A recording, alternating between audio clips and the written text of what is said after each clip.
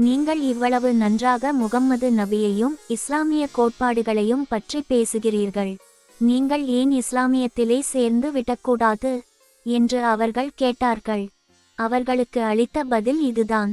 நம்ம பாட்காஸ்ட் பார்க்க கூடிய 70 விழுக்காடு மக்கள் சப்ஸ்கிரைப் இல்லாமையே பார்த்துட்டு இருக்கீங்க. இஸ்லாத்தில் மார்க்க கட்டளை என்றும் திட்டங்கள் என்றும் சில உண்டு. இஸ்லாமிய சமுதாய அமைப்புக்கு ஜமாஅத் என்று பெயர்.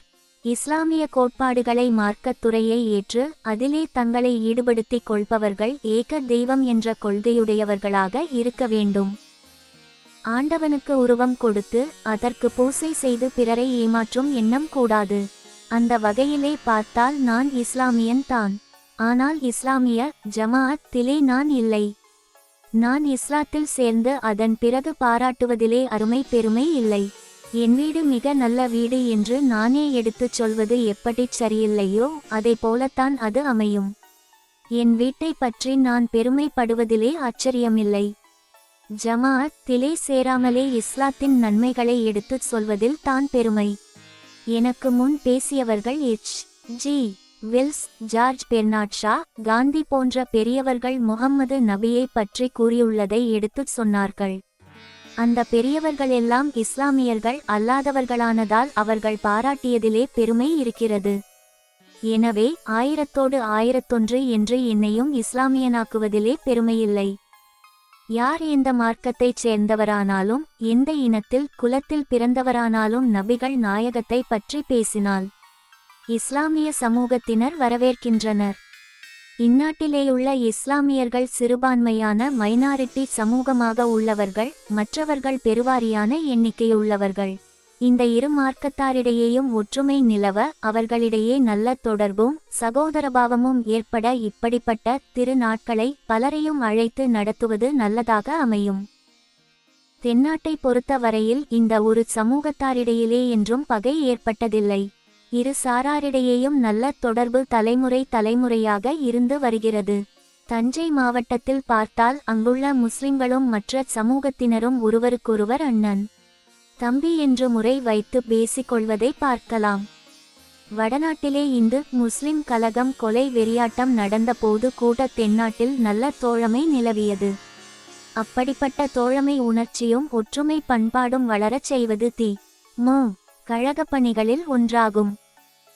நபிகள் நாயகம் அவர்களின் வாழ்க்கை வரலாற்றினை, அவர் பிறந்த நாடு, அவர் காலத்திலிருந்த சூழ்நிலை, மத நம்பிக்கைகள், பிற்போக்கான சீர்கேடான நிலை, மூடநம்பிக்கைகள், பெண்களுக்கு இழைக்கப்பட்டு வந்த கொடுமைகள் ஆகியவற்றை பற்றிய துணுக்குகளை நண்பர்கள் இங்கு உங்களிடையே விளக்கமாக எடுத்துரைத்தார்கள். முகம்மது நபி ஒரு மார்க்கத்தை உண்டாக்கியது மட்டுமல்ல, தவறான குருட்டு நம்பிக்கையிலே சிக்கிக் கிடந்தவர்களை விடுவித்து காப்பாற்றி நல்லதொரு சமுதாயத்தையும் உருவாக்கினார். அதற்கான ஒரு நல்ல அரசியலையும் ஏற்படுத்தினார். மிகுந்த நெருக்கடியான ஆபத்தான காலத்திலேயே வெற்றிகரமாக தமது இலட்சியங்களை நிறைவேற்றி காட்டினார். அதேபோல் தி.மு. கழகமும் 3 துறைகளில் பணியாற்றி வருகிறது. இதை நான் சொல்வதால் தி.மு. கழகத்தையும் இஸ்லாத்தையும் ஒன்றாக்கிக் காட்ட முயலுவதாக கருத வேண்டாம். ஏனென்றால் தி.மு. கழகம் இக்கருத்துக்களை விஞ்ஞானமும் கல்வியறிவும் நன்கு பரவியுள்ள இக்காலத்தில் சொல்லி வருகிறது. இந்த காலத்தில் நல்ல கொள்கைகளை எடுத்துச் சொல்ல அதிக தைரியம் தேவையில்லை. நபிகள் நாயகம் அவர்களுடைய காலத்தில் சொல்ல வேண்டுமானால் நெஞ்சுரம் அதிகம் தேவையாக இருந்தது. பூமி உருண்டையானது, சூரியனை பூமி சுற்றி வருகிறது என்கின்ற உண்மைகளையெல்லாம் அறியாத, விஞ்ஞான தெளிவு இல்லாத காலம் அது.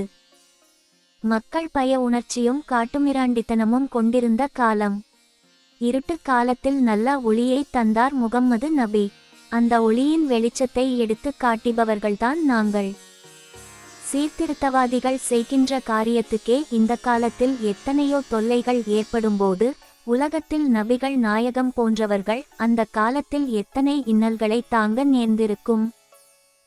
நம்மில் சிலர் நம் கொள்கைகளை பரப்ப அதைரியம் ஏற்படுகிற நேரத்தில் அவர்களுக்கு நபிகள் நாயகத்தினுடைய நினைவு வரவேண்டும்.